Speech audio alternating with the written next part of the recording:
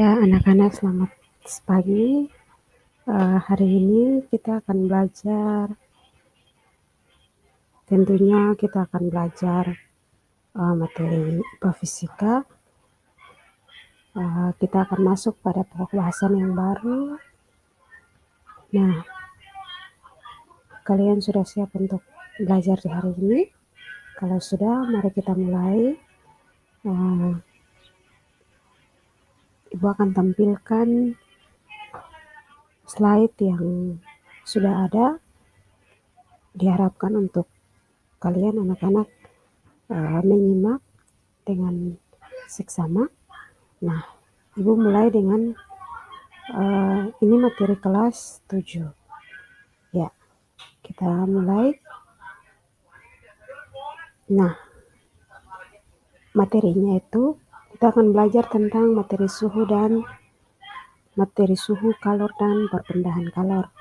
Ya, kalian sudah tahu bahwa suhu itu merupakan kata umum yang dimana kalian juga pernah dengar, entah itu di sekolah, entah itu di rumah, atau juga entah itu di lingkungan sekitar. Nah, di sini kalian perlu ketahui bahwa suhu itu kita mau mendeteksi suhu ataukah kita mau mendeteksi, contohnya kita mau mendeteksi suhu tubuh atau suhu ruang. Nah, lebih khususnya kita akan berbicara di sini tentang suhu yang dimana untuk mendeteksi suhu tubuh. Ya. Nah, alat untuk mengukur suhu tubuh kalian perlu ketahui bahwa ada alat untuk mengukur suhu tubuh. Nah, namanya termometer. Nah, termometer ini dia memiliki 6 skala suhu.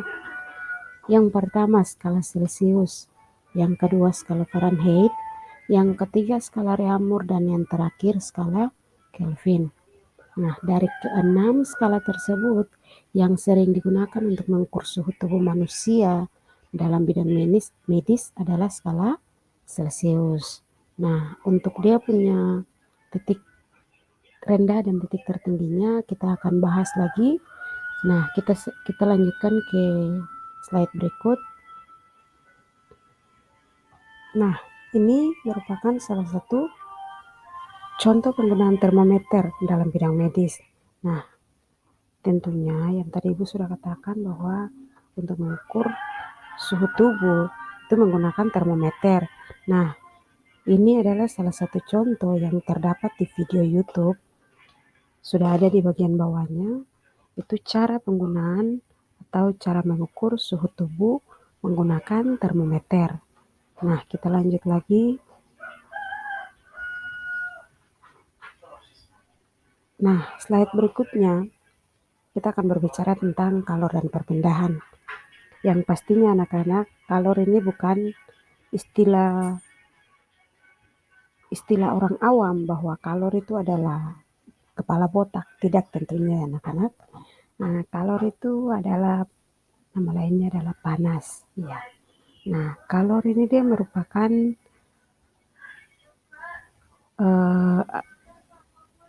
panas, ataukah yang bisa kita katakan dengan pengertiannya, yaitu kalor dia berpindah dari benda yang bersuhu tinggi ke benda yang bersuhu rendah. Bagaimana caranya kalor dia berpindah? Nah, kalor dia berpindah ini dia melalui dengan 3 cara. Yang pertama yaitu konduksi, konveksi, dan radiasi. Nah, yang berikut akan diuraikan ketika perpindahan kalor tersebut. Maka diharapkan untuk kalian perhatikan dan simak dengan baik-baik ya anak-anak. Nah, yang berikut slide. Nah, ini. Perpindahan kalor dia mengalami perpindahan kalor dengan 3 cara. Konduksi, konveksi, dan radiasi. Yang pertama adalah konduksi. Kita belajar tentang konduksi dulu. Nah, apa itu konduksi? Nah, konduksi itu banyak sekali kalian mengalami atau kalian alami di dalam kehidupan kalian sehari-hari. Nah, di sini dikatakan bahwa konduksi saat kamu menyetrika. Nah, contohnya kalian setrika. Nah, setrika itu dia panas tentunya. Dia bersentuhan dengan kain yang kamu setrika. Nah, kalor yang berpindah dari setrika, dia berpindah ke kain. Perpindahan kalor seperti ini disebut dengan konduksi. Ya, benda yang jenisnya berbeda memiliki kemampuan menghantarkan panas secara konduksi atau konduktivitas yang berbeda pula. Bahan yang pula menghantarkan panas dengan baik disebut konduktor. Kalian perlu ingat bahwa bahan yang menghantarkan panas dengan baik itu disebut dengan konduktor, sedangkan bahan yang menghantarkan panas dengan buruk disebut dengan isolator. Nah, di sini ada beberapa contoh seperti logam. Logam merupakan bahan yang menghantarkan panas dengan baik. Nah, logam termasuk konduktor, sedangkan kayu dan plastik termasuk isolator, dalam artian bahwa dia menghantarkan panas dengan buruk. Nah, gitu. Nah, di sini di bawahnya kalian perhatikan ada video dari YouTube. Nah, dengan seksama kalian boleh melihat videonya. Nah, kita lanjut lagi dengan konveksi. Ini perpindahan kalor secara konveksi. Nah, kalian perhatikan di sini, air merupakan konduktor yang buruk. Nah, betul, air merupakan konduktor yang buruk. Kenapa demikian?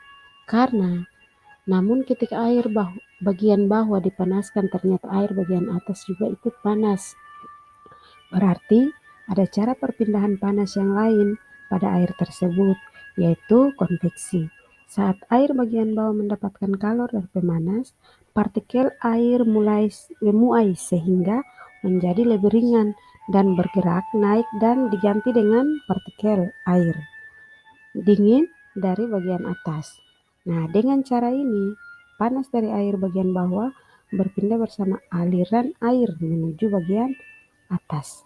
Proses ini disebut dengan konveksi. Pola aliran air membentuk arus konveksi. Nah, untuk membantu kalian lebih memahami bagaimana itu cara ataukah bagaimana itu proses perpindahan panas atau kalor secara konveksi, kalian boleh bisa lihat ada videonya di bagian bawahnya. Nah, kita lanjut lagi dengan slide yang berikut. Nah, ini untuk perpindahan kalor secara radiasi.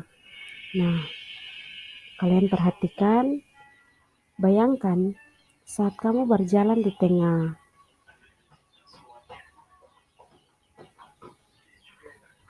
hari yang panas. Maaf Ibu ulangi, bayangkan saat kamu berjalan di tengah hari yang panas atau hari yang cerah, kamu akan merasakan panas. Ya tentunya, ya kan? Nah, kenapa sehingga seringkali ditemukan bahwa banyak masyarakat jikalau panas tentunya pasti melindungi dirinya. Ya dengan cara seperti apa? Entah itu pakai payung atau entah itu juga pakai pakaian yang tebal atau entah itu juga pakai topi. Nah, karena kenapa demikian? Karena mereka merasakan panas. Panasnya datang dari mana? Panasnya itu dia datang tidak melalui perantara. Nah, Ibu lanjut, bagaimana kalor dari matahari dapat sampai ke wajahmu? Ya, bagaimana kalor dapat melalui jarak berjuta-juta kilometer dan melewati ruang hampa? Dalam ruang hampa tidak ada materi yang memindahkan kalor secara konduksi dan konveksi. Jadi, perpindahan kalor dari matahari sampai ke bumi dengan cara lain. Ya. Nah, untuk lebih jelasnya lagi, kalian boleh perhatikan atau kalian boleh melihat perpindahan kalor secara radiasi di link YouTube di bawah atau video di bagian bawah yang Ibu sudah kasih anak unjuk tangan ke bawah. Ya, demikian anak-anak materi kita di hari ini. Ibu berharap kalian bisa menyimak dan memahami. Semoga apa yang Ibu berikan kalian bisa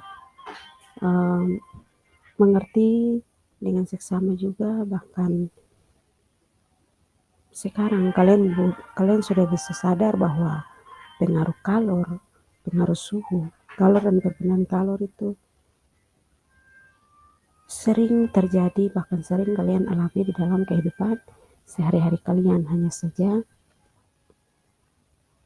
kalian belum mengetahuinya. Maka sekarang Ibu sudah jelaskan, kita sudah melihat, kita sudah bahas, kalian sudah lihat materinya. Maka demikian materi kita di hari ini. Sampai bertemu lagi di pertemuan yang berikut. Sekian dan terima kasih. Nah, sampai jumpa anak-anak.